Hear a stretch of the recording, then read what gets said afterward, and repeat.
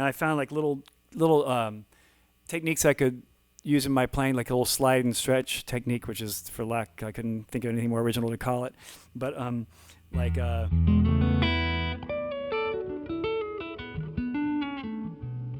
So I can get from here to here, one position is by just kind of taking, and that was probably maybe from an Alan Holdsworth line, like a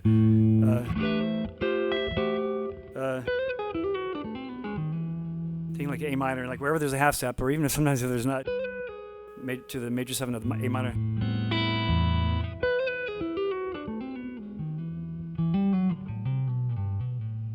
You can kind of get like around the fretboard that way too. So it kind of breaks the old, I'm learning this in pattern number 4. You kind of like all of a sudden pattern number 4 and 5 were all one pattern, and then hopefully on the good nights it's all one big pattern. Then you're not even thinking about it when you're going in between.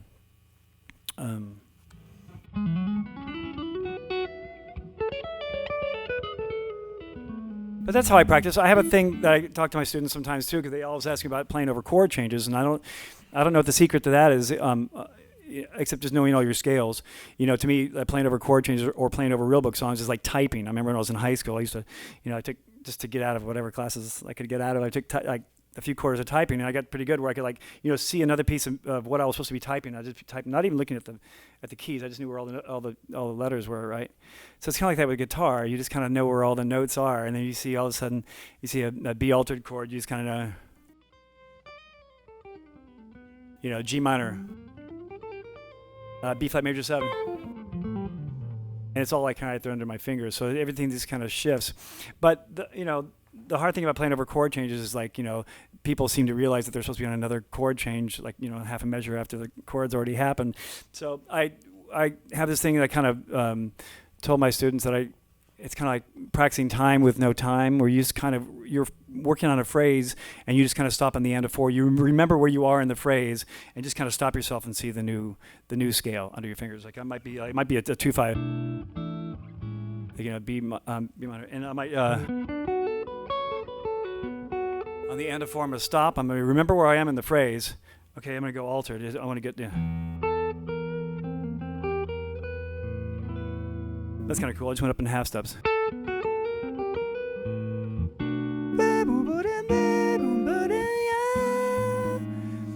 So, that was just what I came up right now, right? But that's how I practice sometimes. I like practice, and even though there's no metronome going, I'll just kind of remember where I am in the phrase. But you got to remember where you are in the phrase. That's the whole secret. So that's how I practice like songs with chord changes in them.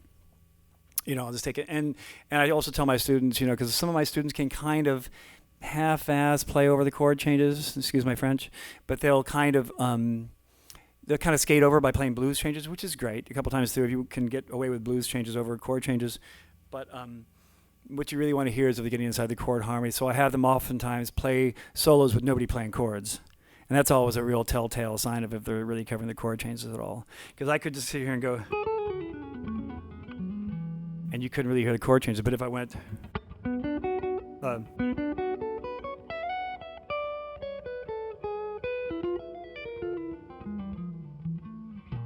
you could really hear the chord changes there when I hit that E. So when I stop my students, when they play a couple courses through and they're feeling pretty good about playing over Dolphin Dance or whatever they're playing, then I say, okay, well, now do it with nobody playing chords. That's a whole different thing. It's like, how do you get a guitar player to turn down, put music in front of them? So no, it's the same kind of thing, where they all of a sudden you realize, what they're really cheating on and what they're really not. So that's a good exercise too, I found from all my open counseling. When I do open counseling at school, it's a because the level is, it's a combination for different reasons. Because I was an idiot at one time in my life too, but there's a lot of students who come in my class who can't really play that well yet, and but I try to give everybody a benefit of the doubt. I give everybody like something to live for at the end of the day. So my open counseling is usually pretty full these days because I get guys who maybe just want to kind of get into jazz. They can't really play yet, and if they do want to play, I'm not going to sit there and belittle them or say, "Go and practice." You played a wrong note. That I don't do that. I always try to give them something to because usually everybody's got something. I've seen some players who I thought would never amount to anything, who've just blossomed into great players. I just remember this one Japanese student. Some of the guys here know a guy named Joe Ichiro, who was a student of mine from MI, like how many years ago now? Maybe 8 or 9 years ago. But he was, really shy. he was just a little petite guy who would sit in the corner of my open counseling room, and he would just barely play. You know, if he did play, it was just like so shy. I was going, oh God, you know. And he just kind of stuck. But I could tell there's a certain love and passion there for the instrument, you know. And he, man, you should hear this cat now. He just came out of it. And I was just thinking, you know, what if I'd stifled him or like, you know, belittled him some or tried to go that route, you know, of you know, sparing the rod with him. I mean, no telling what he'd probably be, you know, working at his dad's newspaper or whatever. But, you know, he just really came. So I find that everybody kind of has like something kind of hidden that's really good, you know. And sometimes I won't see it, you know. I always try to like give them, you know, I can always hear something good in everybody's playing anyway. I can always say, oh, your time is not too good, but your choice of notes are pretty cool, you know. Working this, you know, and that's a good thing. It's a story I just remembered. There's a teacher named Carl Schroeder who's a great teacher at Musicians Institute. He's been there forever. And my first day in class at Musicians Institute, I got through playing, I think he had me playing All the Things You Are, some standard, and he gets through and the class is really quiet. He goes, well, Alan, your sight reading's not very good, but your solo sucked. This is cool. And you know, he had such a sense of humor, though. I mean, I had to laugh. It wasn't really, because he was right. He was totally right. But, you know, you have to, I guess my point is that I've just found that with students, you have to kind of, it's a mentoring and nurturing process, because if they're musicians and they're really artists, you know, somebody can surprise you when you least expect it. I've heard so many people who I didn't think would ever do anything, who just, you know, sometimes in the course of 6 months, become this player who is like, oh, how cool is that? You know, look at a guy like Jeff Buckley. You guys know who Jeff Buckley was? He was at MI back when we were students together, and he was totally into jazz. I mean, he used to play like an Ovation, kind of weird Ovation electric guitar, like a Glenn Campbell guitar or whatever it was, some goofy ass guitar. And but he was really into Alan Holdsworth, and we used to sit there and play. We used to play over chords, and you would never think about it, where his life changed and where he went off to the songwriting. If you ever know Jeff Buckley's music, there's no guitar solos anywhere. There's just really cool guitar parts and great songwriting, you know. So everybody kind of goes their own direction, you know. So I guess have faith. I don't know. I was making some big relevant point there. The older I get, the more I listen to the old music I listened to when I was a kid. The stuff that first got me interested in guitar, I kind of abandoned for years of training at Berkeley and, you know, trying to play fusion stuff that was, I think the old fusion is still the best, you know, the stuff I grew up in a great time. I mean, I'm 54 years old now. So I remember like in the 70s and the 80s were the best time to be a guitar player, because everything on the radio was, you know, Doobie Brothers and Steely Dan and Joni Mitchell. There's always a killer guitar solo someplace. And As My Guitar Gently Weeps, or I always like great things, you know. And of course now, I don't know if the only, maybe country music, you know, you hear some guitarists every now and then, but it's just not the same. So I grew up in a really good time for learning stuff. But the older I get, the more I go back and listen to that old stuff, and it's just like, you know, nothing's ever going to feel as good as B.B. King playing Thrill Is Gone. Or nothing's ever going to, you know, feel as good as like an old Beatles song. I mean, John Lennon was just, his lyrics and George Harrison's guitar parts are just great. Duane Allman's my hero. Even though he was out of tune half the time, and there were so many recordings of him playing, still something about, if you heard Duane Allman play I don't know if you guys even know who he is, because there's a lot of recordings where if you ever heard Layla by Derek and the Dominoes, that's all Duane Allman at the end, that slide high stuff. But the Live at the Fillmore East album has some of the best slide guitar, and it's totally so emotional. I mean, like with that, he can do with a couple notes, you just kind of go, oh my God, it's just like, I mean, I get goosebumps thinking about it, you know. So things like that, I've kind of gone first full circle, and for my style in particular, which I guess is why I'm here, but it's like I care less about, you know, acrobatics on guitar. I love somebody who, like, you know, I can hear thoughtful playing and hear somebody who's playing over chord changes, and I can hear musicality. But it doesn't do anything for me to hear like guys who have like phenomenal technique and say nothing with it, you know. That's just me, because I'm just getting older, so I don't know what point I was making there, but it was. I practiced less about to learn a lick, but more to get to that zone. A lot of times I'll just like, even if the TV's on, I'll be considering kind of.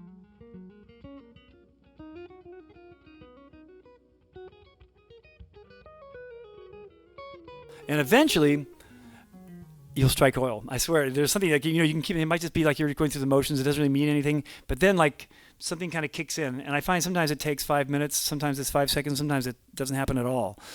But before I play, like usually before I go on, like the baked potato or something, I'll just sit at home and kind of run through scales and ideas. And once again, it's motifs. If I have like one motif, I try to work it all over the fretboard. You know, if it's a